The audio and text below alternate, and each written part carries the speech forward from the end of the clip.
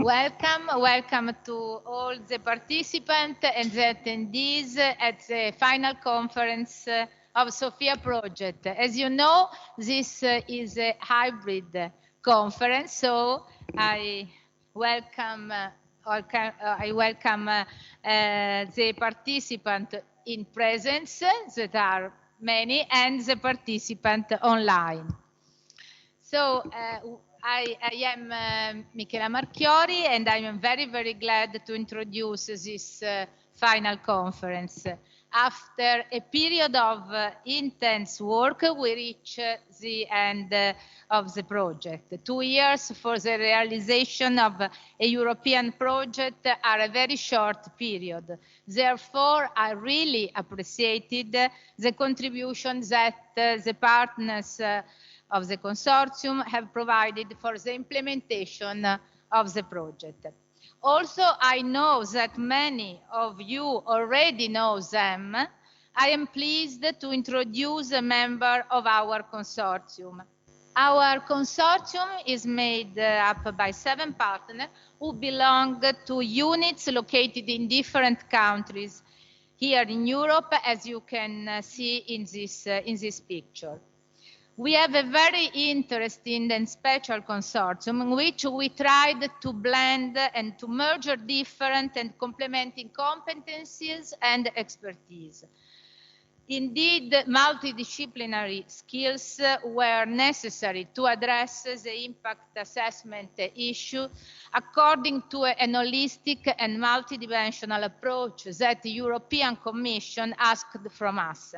In our consortium, we have 3 universities and 4 research institutes.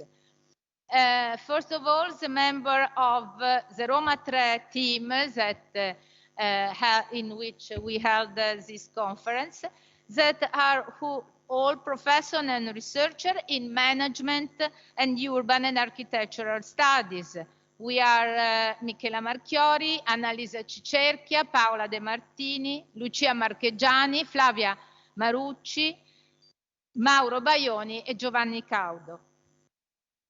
InterArts is a not-for-profit foundation in Spain with international projects on the field of cultural sector all around the world.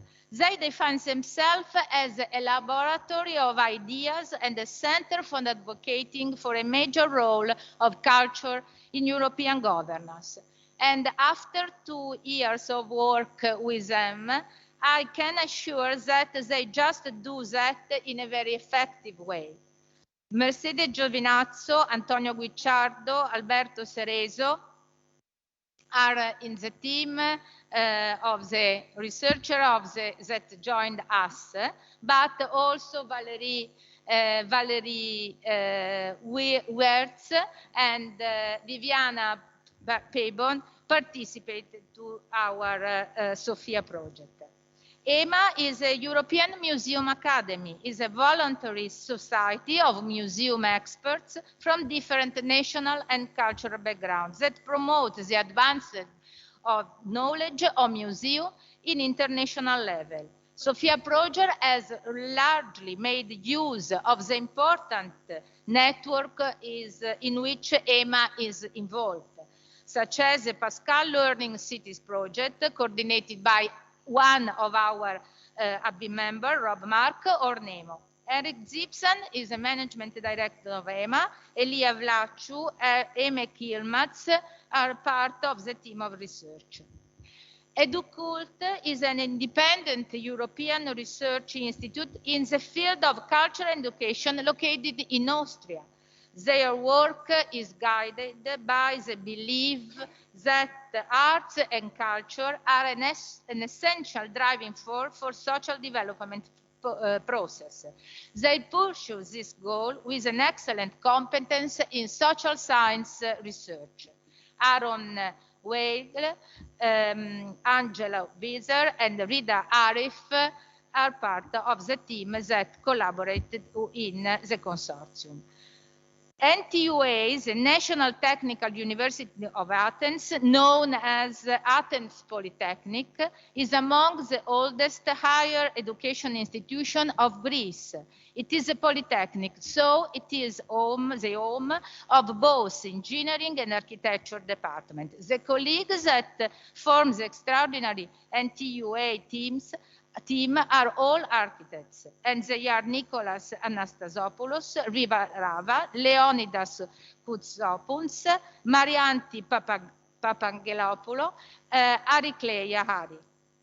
IADT, the Institute of Art, Design and Technology, is based in Dublin and is one of the 13 publicly funded institutes of technology in Ireland. Porek McQuaid and Christine Horn are lecturer and expert in cultural enterprise program and cultural policy in BA courses. Tiziana Soverini is a researcher that belongs to this team. Last but not least, we have IRMO, Institute for Development International Relations in Croatia. Is a public no-profit research institute focused on various forms of interconnections between international relations and political, economic, and social cultural development tendencies. Most of the IRMO research programs are characterized by interdisciplinary and research flexibility. Sandra Tisma is a director, Alexandra Uzelak, Daniela Lincic, Sunkana Franik, Barbara Lovrinic belong to the team. As you know, SoPHIA project is a social platform. Therefore, the expertise did not come only from the member of the consortium, but we had constantly benefited from the available support of our 9 AB members on the entire stakeholder community who interact with us on all the main output of the project.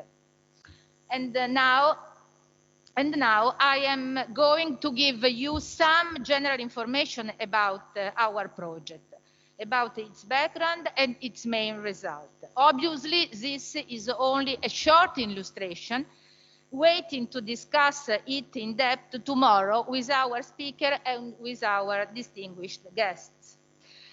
The starting point of our project is an Horizon 2020 call starting in 2019. As you can see, the call was for a social platform on the impact assessment. Some relevant consideration on that.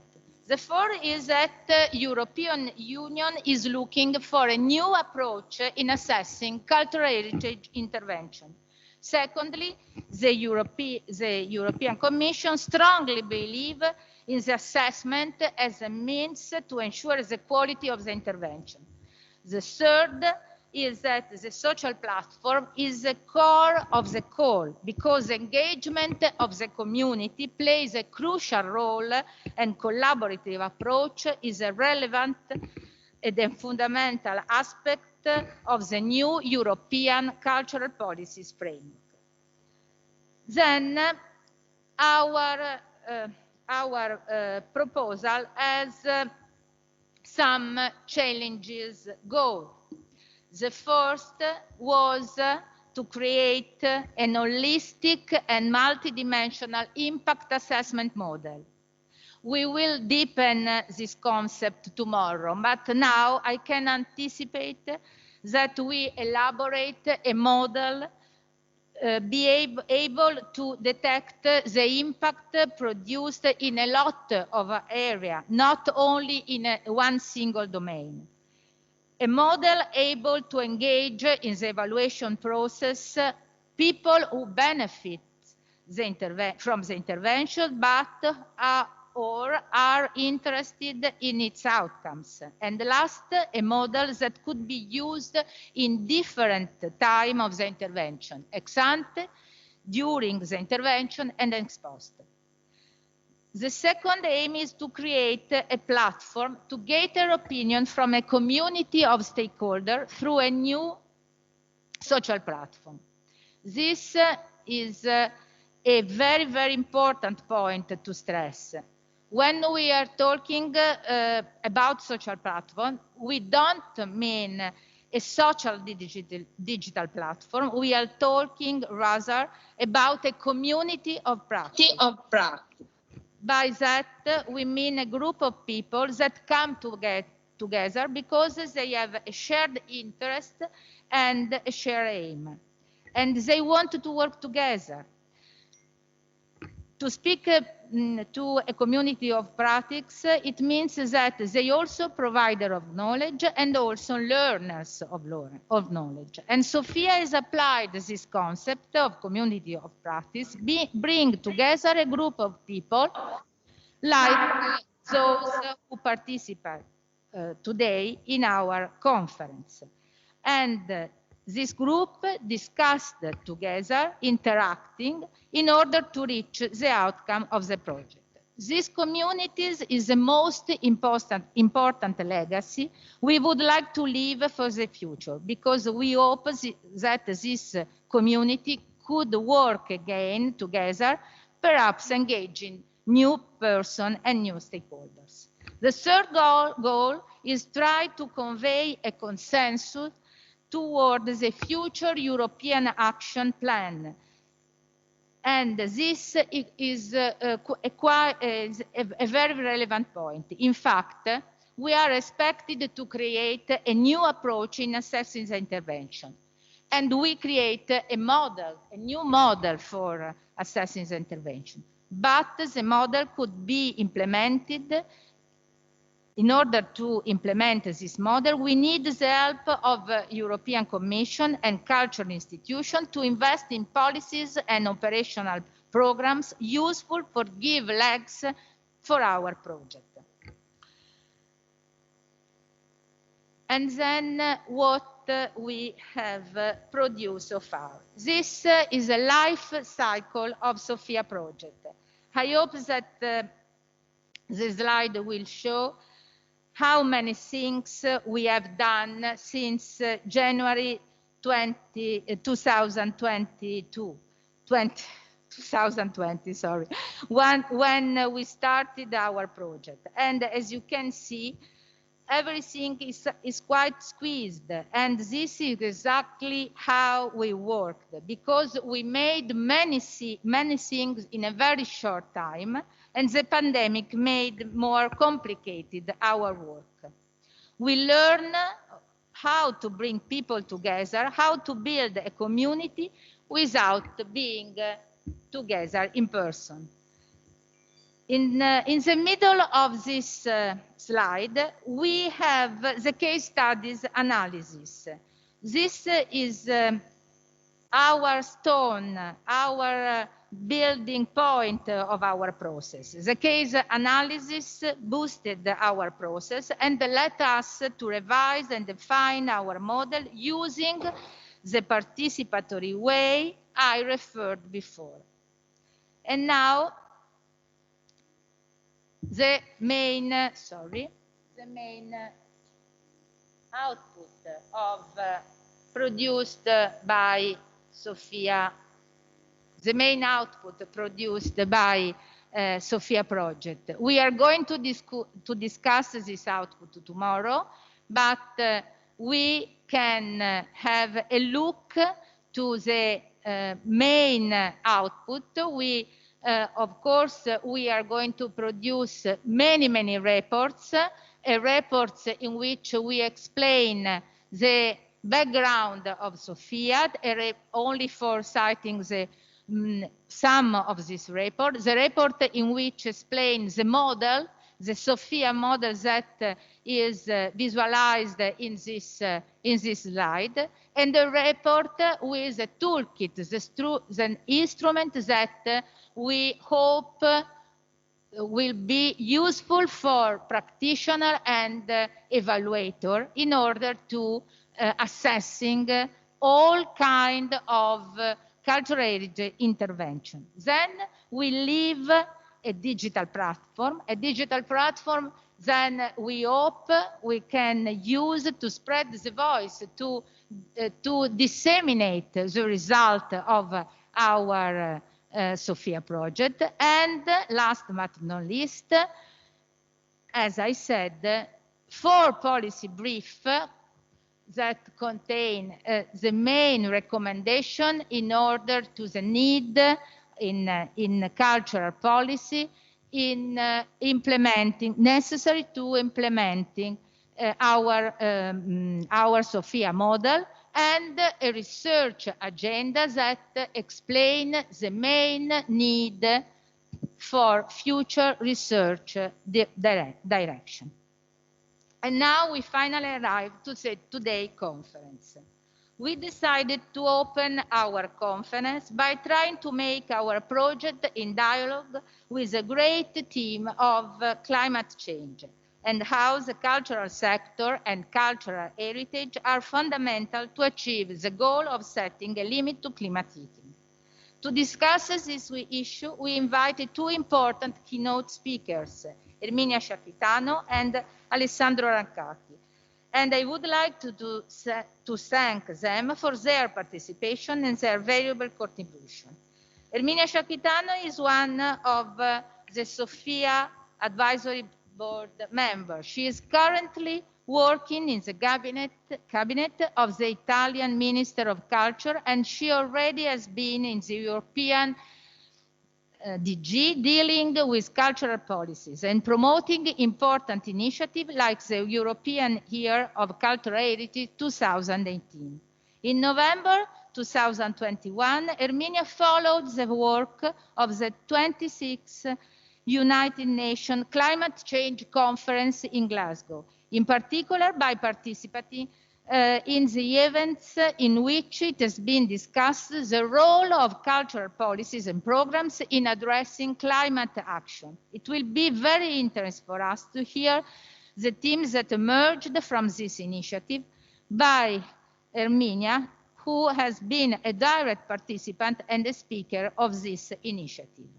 Alessandro Rancati, that follow our work online, will talk to us about the European initiative NEB Bauhaus, an interdisciplinary movement promoted in 2020 by the European Commission with the aim of rethinking all spaces design, not only urban, in a sustainable perspective, in order to contrast global warming and to make our lifestyle more sustainable. Alessandro is an architect and designer who works at the Joint Research Center of the European Commission and is now in charge of the development of the new European Bauhaus project. I would like to remind that the 3 partners of the SoPHIA project, Roma 3, IADT and NTUA, are official partners of the new European Bauhaus initiative. It will be very interesting for us to explore with Alessandro possible collaboration between the SoPHIA project and new European Bauhaus. Finally, I would like to thank very much our colleague, Nicola and Pareik, who are going to moderate the discussion with our important keynote speaker, and our Giovanni Caudo then conclude our first day of this conference. I am very happy and glad to be here. I hope you can enjoy with our two-day conference, and what is really important for us, I want to invite you to contribute with your comments and your valuable suggestions. Thank you very much for being so numerous with us. Okay, I'm just going to, by way of introduction to Alessandro's keynote speech, I just had a few notes on the new European Bauhaus. So the new European Bauhaus was launched last year, just over 100 years after the launch of the original Bauhaus movement. So now, when we decide to reuse the name of a world-renowned artistic and cultural movement, we leave ourselves open to be judged against the success of the first movement. So it kind of makes me think of like Hollywood remakes, film remakes of classic films in Hollywood that were already good in the first place. Why do we need a remake 50 years later?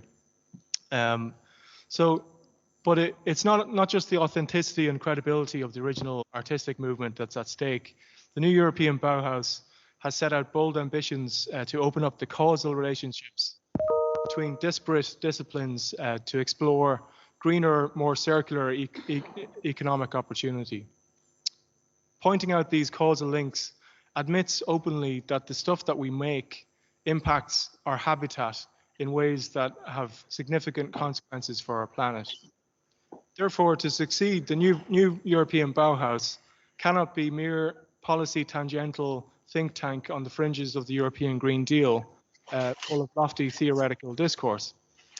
At worst, it could be a PR smokescreen for inaction. In order to be successful, it must deliver in terms of steering a culture of change in the way that we think about design, manufacturing, building, consumption, and what constitutes scientific progress and how this impacts on sustainability. We in the SoPHIA project are invested in the success of the new Bauhaus. I know that our hosts and lead partner in the SoPHIA project, Roma Trey, and our Greek partner, NTOA, and my own Irish Institute, IDT, it's not my institute, I just work there, are all signed up as partners of the initiative and are fully behind it. There are many ways that the knowledge and expertise we have developed in the SoPHIA project can be of benefit to the new European Bauhaus. The SoPHIA project has developed a model of impact assessment that takes a holistic approach. We've always maintained the importance of a people-centered approach. We recognize the need for a focus on impacts over time to reflect sustainable development goals, and we recognize that impacts can no longer be measured narrowly from within siloed established disciplines. In response, we have developed a multi-domain approach. We hope that you can see from within the new European Bauhaus movement that that we have shared values across our initiatives, and we hope that you will draw on our expertise and knowledge, and our door is open for any future collaborations. So I'm just going to hand over to our keynote speaker, who is going to deliver from online, which hopefully, fingers crossed, will work with the audio setup. So our keynote speaker for this session is Alessandro Rancati. Alessandro is an architect and designer. He works in the European Commission's Joint Research Centre, and he's a senior practitioner of design management, design direction, service design, design thinking, and concept context mapping. And he's a policy analyst also, for good measure. Alessandro will speak about the new European Bauhaus and the possible new scenarios for cultural heritage that arise from this new initiative. So hopefully there'll be I'm sure there'll be plenty of questions from the room, and hopefully our audio setup will allow for those questions to be heard. And I'm just going to hand over to Alessandro, hopefully. Yes. Technically, what do I have to do for that? Is that, am I online? Do you hear me? Yeah, we can hear. There you go. Perfect. Okay. Thanks a lot, Parek. I will start with a very, very brief introduction that makes maybe even a link or not with the old Bauhaus, the real one, and then explain a little bit where we are now. And the links between the European Bauhaus and heritage. I would say that the major link between the European Bauhaus and the historical Bauhaus is in, let's say, the way we look at things. If we think of the traditional Bauhaus, that movement or that experience set, in a certain sense, the base for what became afterwards our cultural practice related to objects, related to spaces, related to some forms of the more, let's say, practical arts, crafts, and so on. And in a certain sense, created disciplines that didn't exist. And it did so by somehow forgetting about the theories and maybe even the the codified knowledge, and by focusing on, let's say, one pretext, which is in that case was the building, no? To bring everything together in a very practical way, so that the questions and the conversation were really focused and also tangible at the same time. And I think that this is reflected a bit in the intentions that accompany the European Bauhaus from the beginning, when our president said we would like this initiative to become, let's say, a way to make the Green Deal tangible, practical, something that we can experience. What we inherit from design practices is this idea that we are perfectly fine with uncertainty. We're perfectly fine also with working with very open concepts without a predefined or preset answer, and just by even allowing a bit of time to the observation. And so that's why we started the initiative, and the first part was dedicated to observing or to listening to what people would recognize as beautiful, sustainable, and inclusive. So the idea was not to prescribe or to define what beautiful, sustainable, and together means, but to ask people, what do you recognize in your own experience and in your own places that is beautiful, sustainable, and inclusive? In this way, I would say that the European Bauhaus is actually a sort of recognition that the initiative is already out there, and that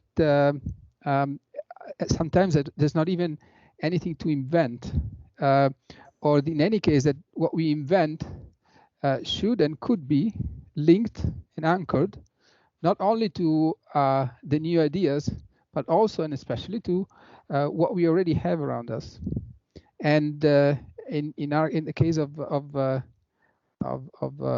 heritage, to link the new future to what was future in the past. No? And so that moment allowed, on one side, to keep the initiative open, and at the same time to collect a lot of different examples that are already existing in our cities and in our places across Europe. And it also allowed us to start this first series of prizes that are, again, an example that beautiful, sustainable, and inclusive can be declined in very different ways. It's not just about spaces. It's not just about buildings. It's not just about materials. It's also about relationships and methods to live together. So it really becomes, the initiative is really bringing together a lot of different variables or dimensions of our being together, situated in a place.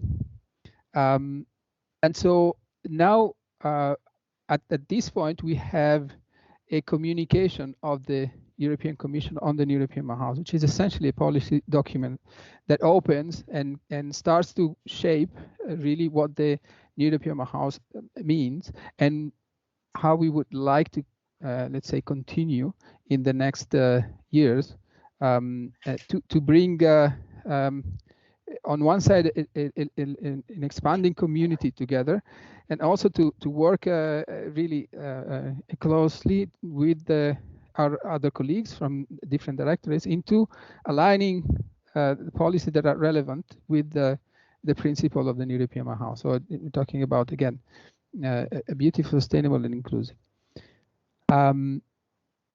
We are now in the delivery phase. Part of the delivery phase is to create a community, or to, let's say, empower and expand the community that already exists, that is mostly built around our partners, which you are one of, and to make sure that, that all the different initiatives and ideas that in a certain sense, populate these communities, start to create system or ecosystems, no? And so that any action or any initiative is not just something that pops up in a place and ends there, but it becomes sort of a seed that can travel across Europe and maybe create or replicate in different locations, in different parts. We will open very soon the community to also political entities, public authorities, and commercial entities, so businesses. Because at the moment, we only had partners. We were only admitting non-for-profit and associations to be a partner. But now it's really starting to open, and the idea is essentially to really try to understand how to create places that are beautiful, sustainable, and inclusive. And in this, the role of heritage is potentially huge. Because on one side, we're talking about diversity and inclusion. And I would say that, heritage is a clear manifestation of diversity and the ability to include and bring heritage into our thinking and into our practices is a way to maintain and to promote diversity. It's just blah blah stuff. I see. Comments. Okay. There is also, in terms of heritage, a link that would be important to make, because one of the other aspects related to the European Bauhaus is the concept of innovation. And we know that as soon as we talk about innovation, some lights start to pop up, and usually it's about technology. It's about the digital space, and it's about the future. And the idea of innovation, and it's starting to emerge from the examples that we've started to see, and from what you have shared, is that innovation is in general something new within a context. So not new as an absolute value, but new in a context. And that means that all the practices of the past in our context can be even considered as something new. It was forgotten, maybe it was left on the side, and that I remember one of my experiences in when I was living in Barcelona. There was one of the design schools over there that, because of being public, didn't have access to a certain typologies of tools and machinery and so on. And so they specialized really on the traditional crafts. And turned out that after some years, those traditional crafts were they were the only place where those traditional crafts were still alive. So they were the only place where you could do certain things, certain forms of jewelry, certain forms of work with wood, with glass, etc. No? And so the idea is rediscovering their local cultures and bringing the local cultures in a system is what can bring a lot of value to the European Bauhaus, which also means it can give you a lot of value to places that are not necessarily associated to heritage. And so I would really recommend also to thinking of heritage in terms of something that we can add to the places that are not considered as a cultural heritage. Last dimension, obviously, is the dimension of learning. One of the activities that our team is working on is places of learning. The approach is again open, so we're not talking about specific kinds of learning. We're not talking about only universities or early learning, but the idea is to understand that we as persons are constantly learning, and our places impact the way we learn and the way we, in a certain sense, teach. Also can impact the places that we inhabit. So the idea is to really open the thinking about learning, and obviously heritage has a huge opportunity in this case also to redefine how we experience the places and the key that we experience these places in. So I would say that heritage often is very closely associated to tourism. We know, for example, that tourism also needs to have or to rethink to its own role, and the link between tourism and heritage and learning and local cultures is something that can really create a very powerful synergy. And I would just conclude maybe by mentioning that if we look at heritage in a forward-looking perspective, we may be thinking now that we are working on the heritage of our children, and so maybe our sense of responsibility of what we leave behind could be one of the maybe triggers to maybe speak less and act more, no? And so also in the spirit of the European Bauhaus, just work on tangible examples, work on tangible experiments, try to put the experiments and the examples in a system and working together. And by doing this, we can start creating essentially a form of heritage that will be appreciated in the future instead of being, let's say,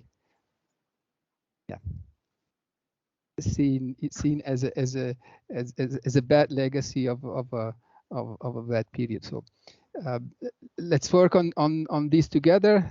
If you're interested in joining, in January we will open the call for, again, partners and friends of the European Bauhaus. And so there is a role for almost any actor, from cities to organizations to companies to anyone, essentially, even at the level of the individual. So keep your eyes open, and I really hope to see you and see the examples that come out of your work. And I'm very interested also in understanding how your essentially framework for self-evaluation or for evaluation can nourish the thinking on the self-evaluation on the European Bauhaus. So what it means to create beautiful, sustainable, and inclusive places. Thank you very much, Alessandro, for that very interesting insights into the new Bauhaus and the current state of affairs within that. But I'd like to open to the floor for any questions that people might have or comments, if anyone was interested, and hopefully the mics work. Okay.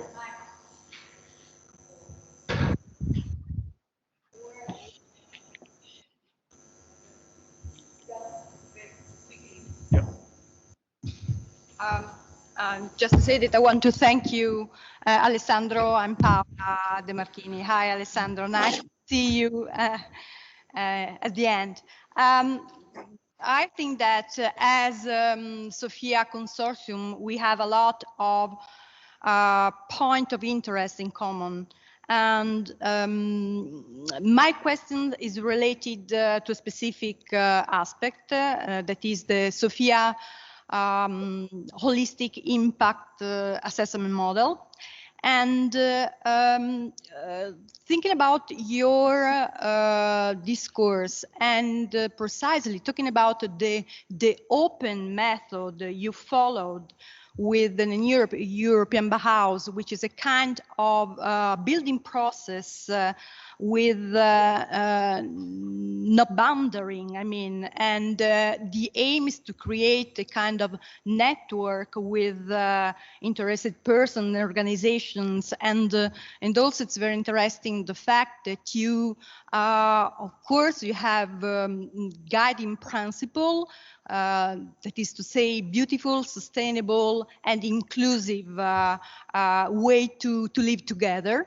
My question is how you measure the goal that you achieve as a policy analyst, and in the case of the European Bauhaus as a developer of the movement, of the network, and also if you have specific impact assessment tools or goal to achieve, or if this aspect is still not yet defined at the European level Commission. It's something that should be defined further.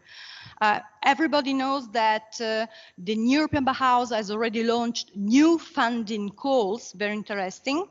And therefore, the second question is, considering the calls, do you have, as a designer of the call, specific monitoring systems, considering, of course, the expected goals, but even more the expected impacts, which is the new keywords? So it's okay. Okay. Super. I don't want to talk anymore and leave the floor to you. I'm very happy to see you, all the others. Super. Thank you very much.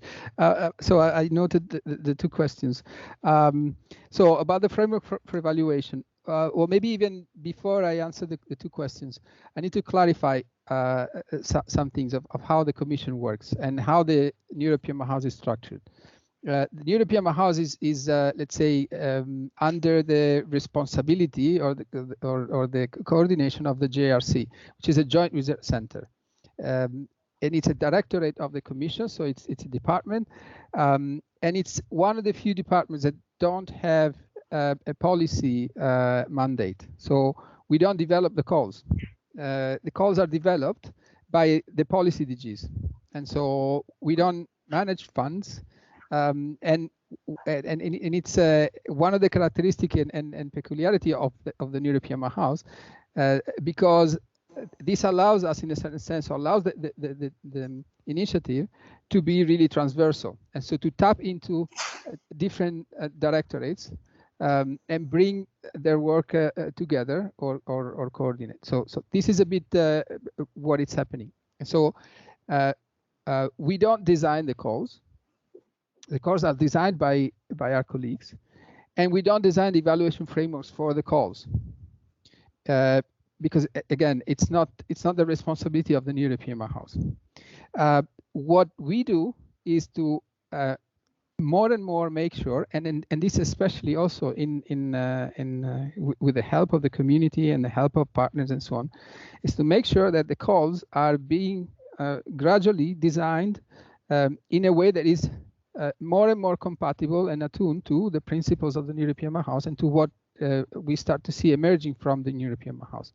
So there is a normal moment now of, let's say, even learning, because the initiative in reality started without a portfolio of its own, and with some of the calls even already, in a certain sense, designed and prepared. And so what we can expect is a gradual improvement of the calls with time. This is valid, for example, for the prizes. The prizes we helped coordinate to create, let's say, the conceptual framework, the categories, and so on. But then there is a directorate, in that case it was DG Regio, who was put the money for the instruments and put the legal basis for people to be able to apply, to receive the funds, etc., etc. So I think it's good if this is clarified so that it also shows a bit the level of complexity of the initiative. So this said, there is, in any case, an overarching question, which is how do we recognize what is European Bauhaus and what it's not?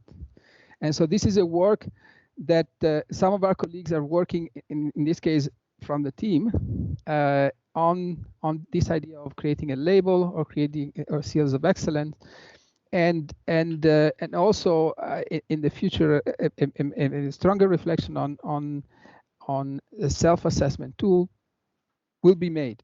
And at the moment, the reflections are open. And so that's why I think it's very important that you as partners bring up this knowledge within the community and flag it, because the community is not only a place where partners or friends meet, but it's also an opportunity for us to bring in our colleagues and let them know what is happening and create the connections over there. So all the work that you've done, I would really recommend you to at least put it in our shared platform, and then work together with other partners to create, let's say, a sort of momentum so that this conversation can be improved and extended. And so I think that, yeah, I also answered a bit the second part, which is, you know, if we have a monitoring system for the calls, the monitoring systems are embedded and designed when the calls are created. What we need, in a certain sense, is monitoring methods and maybe experiments on how to monitor in a way that it goes beyond the calls. And so that's why we are creating this European Bauhaus lab that has no financial support. It has a series of rules that we've been working together with the rest of the partners, but it's a place where we can experiment and we can bring forward examples of good practices that can be then translated or can be reapplied or reused in different contexts and in different parts of Europe. And so one of the ideas that the lab will work around activities that are let's say, promoted and self-organized by the community. So a group of partners can decide to come together and work on an activity. But each one of the activities that will start will somehow need to have a monitoring framework. I mean, we would like to have each activity as an opportunity for all the rest of the community to learn what happened over there. And you cannot, you know, learn from others if there's no moment of exchange, if there's not monitoring what is happening. And it's more monitoring in terms of learning than monitoring in terms of checking if things are done, right? And so that's a bit the idea of also, and the spirit of how the lab could work. And I would say it's also a lot in your hands. We're just, our role in this case, it's a bit, again, unexpected, maybe for sure not standard, because our role as Commission is more to really facilitate and make things happen and create connections, rather than say, this is what should be done and this what should not be done, right? So it's, there's a bit of also experimentation with new forms of interaction and new roles. Thank you, Alessandro. One more question from Riva Lava, or a series of questions, I'm not sure. But I knew European Bauhaus as we worked it. I'm just going to swap seats though, so she can be heard on the mic. Okay, that's right. That's what I wanted to do. Anyway, we were discussing the Hello. European Bauhaus amongst us in today's meeting. So we were asked to present, say a couple of words about our school's participation, because the National Technical University of Athens has been very active in this. Of course, we're a school of architecture. I mean, we feel like we're of the first people called into this endeavor. And I would like quickly to tell you a couple of things about it. The new European Bauhaus, you could look us up on the internet. It's the NEB Goes South. It doesn't literally go south. We didn't spoil the Bauhaus. But it was very interesting to engage in this dialogue with all the ideas of the original Weimar Bauhaus as schools of architecture 100 years later, and as schools of the South, because we share a different heritage, we share a different climate zone, which makes things very different with building and with landscape and with heritage, of course. So the new European Bauhaus Goes South, which is ongoing, it's ongoing until at least the end of February, is being coordinated by the School of Architecture in Porto, in Portugal. And already we had the first 5 meetings. We had the kickoff, and then we started in Athens with the topic Designing with the Landscape. We were very honored, and I am mentioning this not to impress you, but we were very honored and surprised that the President of the Greek Republic said yes, and she gave welcome words to our little presentation. And this is a sign, actually, how important it is, you know, in the international agenda, in the political agenda, to speak about the environment and to encourage young people to get involved. And this is what she did. Everything is on the internet. You can see all speeches, everything, you know. New European Bauhaus Goes South. And amongst many things discussed in Athens, this was in July, I thought it was very interesting that we concluded that finally, you know, 100 years after the Bauhaus, and as architects, we have to realize that humans are not the only alive people on Earth. We are not the only inhabitants of the habitat, which is a totally different and new perspective to what we do. After that, in September, Porto took over, and there was a question of housing. And again, there was a very extended, comprehensive discussion on the dignity of living, of having the right to a house, of having the right to quality architecture for everybody. And you know that this is also a position, a thesis by Alvaro Siza, who represents that school. But there was a very extended discussion and exchange again on that topic. I forgot to tell you the 6 schools, which I should have said, is Porto who coordinates it. And then we go from west to east. It's Valencia, it's Toulouse in France, then it's Bologna, Cesena in Italy here, and then Zagreb, and then Athens. So you have this arch, this overarching, you know. And the discussion was exactly on the dignity of having a house to live in, you know, which was public housing or social housing. And we were surprised to find a huge difference between countries. Portugal, much more developed, Greece, much less, you know, and goes on and on. But this is a very ongoing issue, which has a lot of political aspects as well, if you think about it.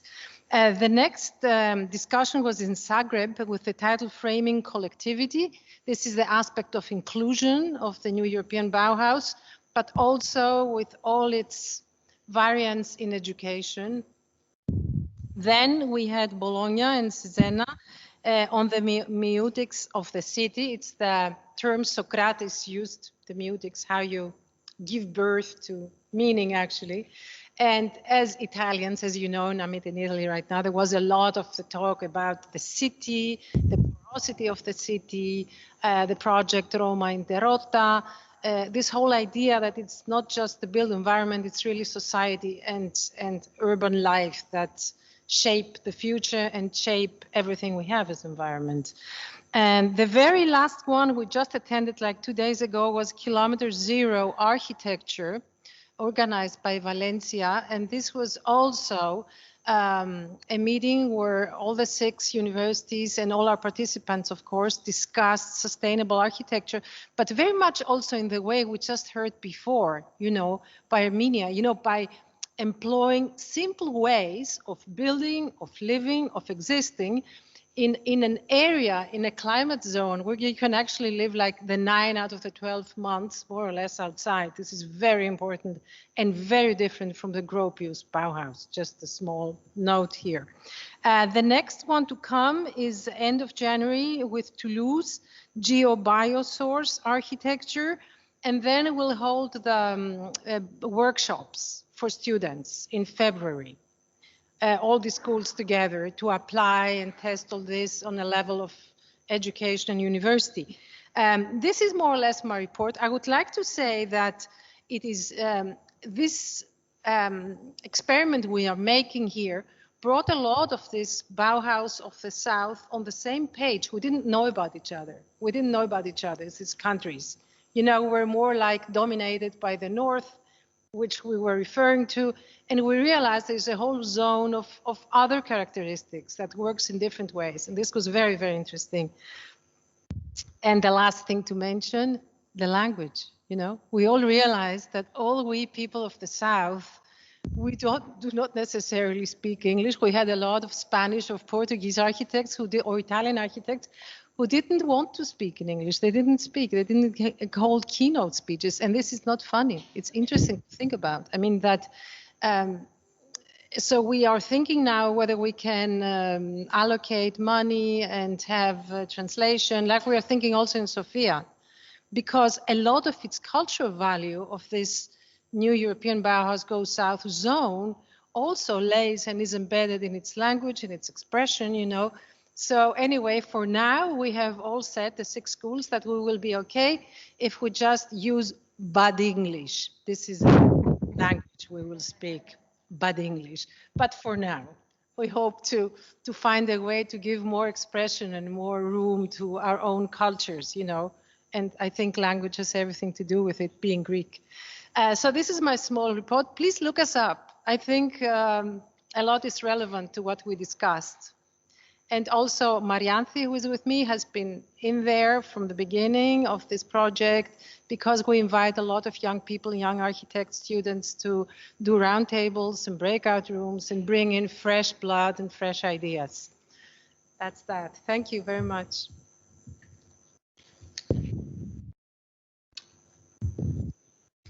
Thanks very much, Riva. And I don't know if Alessandro wants to respond to any of that. I guess it's a good example of the new Bauhaus movement in action. They're bringing some of the principles you were talking about into action on the ground. So I don't know if you wanted to have a closing statement, because we're getting close to the end of our session. Alessandro, I wanted to leave you one of the last words. Okay, just to maybe a note to conclude is tomorrow we have the first, let's say, session with our partners where we show some of the examples of activities that just started by themselves without waiting for any calls or for anything else. And actually, Bauhaus Goes South is one of them. And so what I would recommend is just to get in touch with them, maybe learn a bit what's happening, and maybe think of how to expand on what it's being done. Because yes, as commission and as institutions, we can give a push, but then things happen and should probably happen beyond what we can do. And so we're successful is really if things start to happen independently. Yes, to conclude, maybe, yeah, really very interested in hoping to learn more about the framework that you have set up, and really hopefully able to see references in our platform for partners, so that we can continue the conversation further. Thank you very much, Alessandro. So I'd like to bring to close the second session today, and thank Alessandro very much for his participation and his information about the new Bauhaus movement. Yeah, I'd like to thank our audience for making such an effort to come here as well and participate.